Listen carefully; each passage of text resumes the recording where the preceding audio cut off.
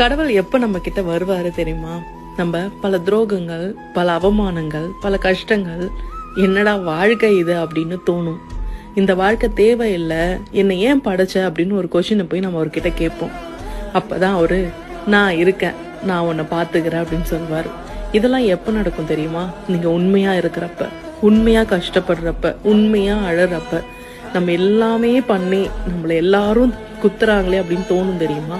அப்பதான் கடவுள் அந்த இடத்துல நம்ம கையை பிடிச்சிக்குவார். நான் இருக்கேன், இதுக்கப்புறம் உனக்கு எந்த கஷ்டம் வந்தாலும் நான் பார்த்துக்கிறேன் அப்படின்னு சொல்லுவார். இவ்வளோ நாள் உனக்கு நான் ட்ரைனிங் தான் கொடுத்துட்டு இருந்தேன். ஸோ அந்த ட்ரைனிங்கில் எல்லாமே நீங்கள் ஸ்ட்ராங்காக ஆகிறதுக்காக தான் அப்படின்னு ஒரு விஷயம் நமக்கு அப்போ தான் புரிய ஆரம்பிக்கும்.